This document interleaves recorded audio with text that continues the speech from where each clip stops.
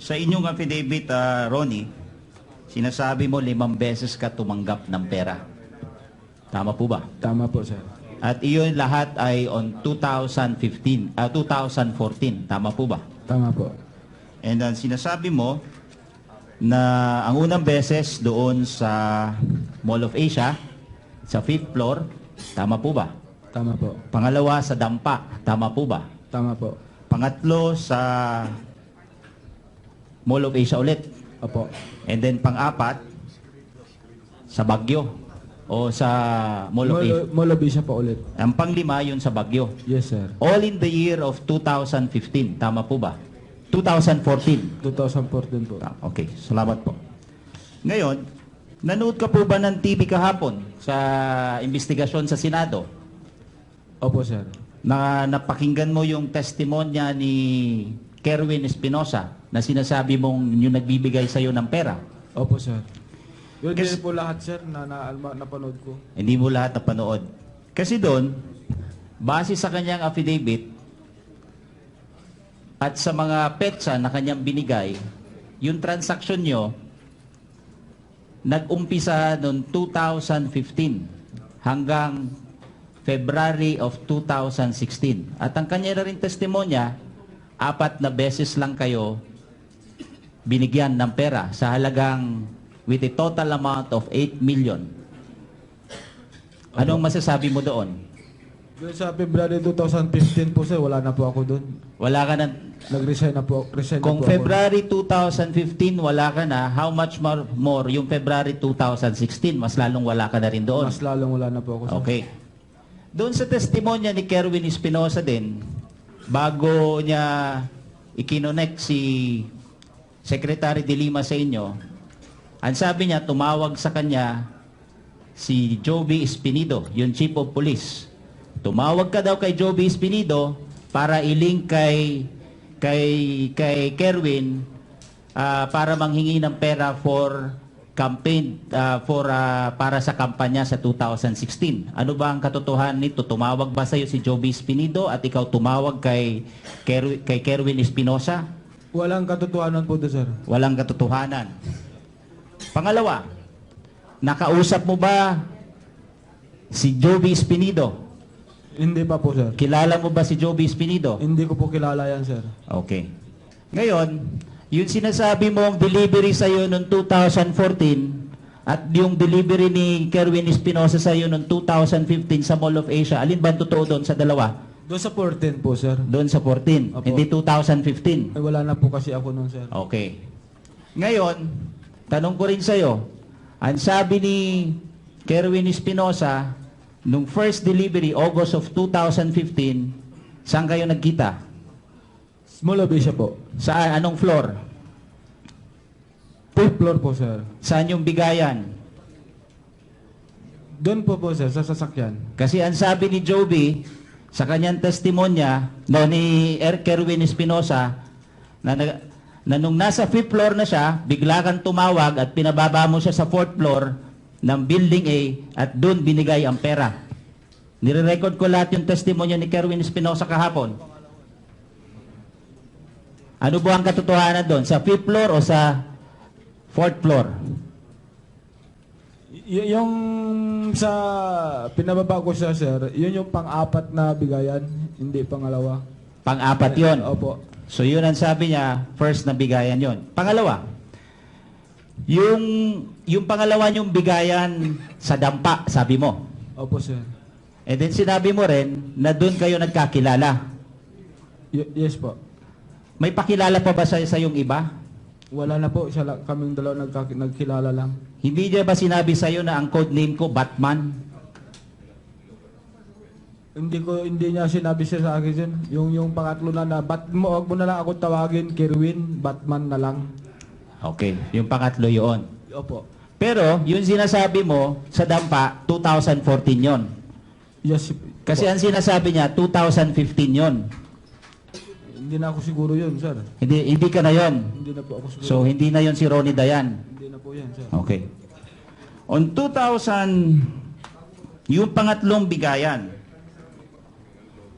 sa linya ng testimonya ni Kerwin Espinosa, Yung pangatlong bigayan nangyari sa Baguio between November 19 to November 22 of 2015. Sa version mo, 2014. Alin ba yun ang tama doon?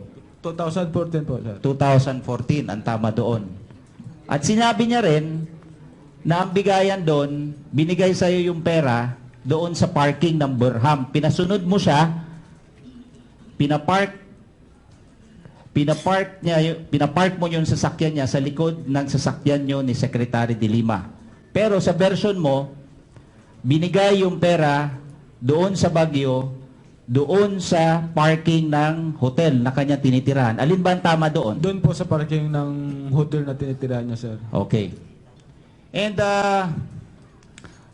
pangapat, ang sinasabi ni Kerwin Espinosa na yung last na binigay niya in the amount of 2.3 million, February of 2016, base na rin sa kanyang testimonya at sa kanyang affidavit, yun ang sinasabi niya.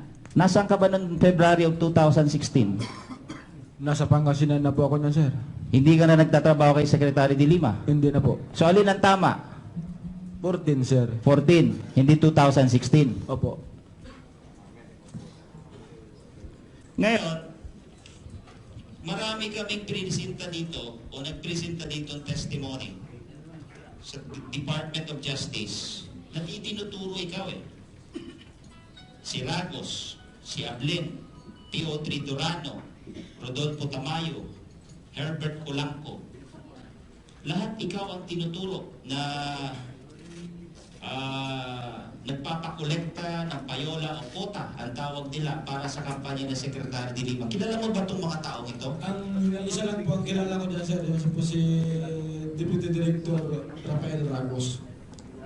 Yung sabi ni Director Ragos na pumunta siya sa Parañaque at he handed to you personally yung black bag in the amount of 5 million pesos. Ano ba ang katotohanan nun? Hindi po totoo yan, sir. Walang inabot sa akin at wala akong natatanggap na black bag na yan. Teka muna, bilang driver, bodyguard at karelasyon ni Secretary de Lima, sinabi mo, inadmit mo na rin, ikaw ba'y nakatira doon sa bahay na iyon? Opo, sir. Hanggang kailan? Hanggang 2015, sir. Dalawang beses nag-deliver sa iyo. Yung una, November of 2012. Pangalawa,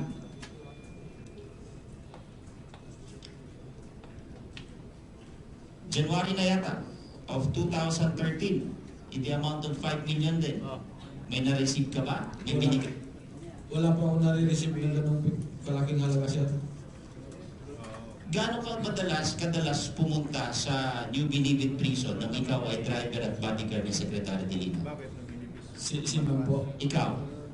Pag pumunta kami doon, sir, madalas, pero unang beses, pangalawang beses, hanggang tatlong beses, hinahatid lang po namin siya sa loob, tapos ako lumalabas na. Doon na po ako nag-i-standby sa parking. Ito bang mga tao na itong na-mention ko, Ragos, Ablen, P.O. Tridorano, Rodolfo Tamayo, Herbert Colanco, nakahalipilo mo to? Hindi pa po, sir, si Ragos lang po. Si Ragos lang. Opo. Ngayon, kaya ako tinatanong tong mga... Kasi ito lahat under oath din sila eh.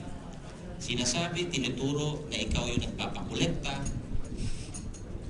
sa rason na ito'y kailangan at pangkampanya ni Secretary de Lima for 2016 senatorial election. At lahat ito'y pinisinta dito at pinagbasihan ng komitiba. So, i-deny mo to lahat? Dinay ko po lahat yan, sir, kasi hindi ko po napipersonal ang mga tao yan. Si Ragos lang po ang talagang nakakahalubilo ko at napersonal ko na.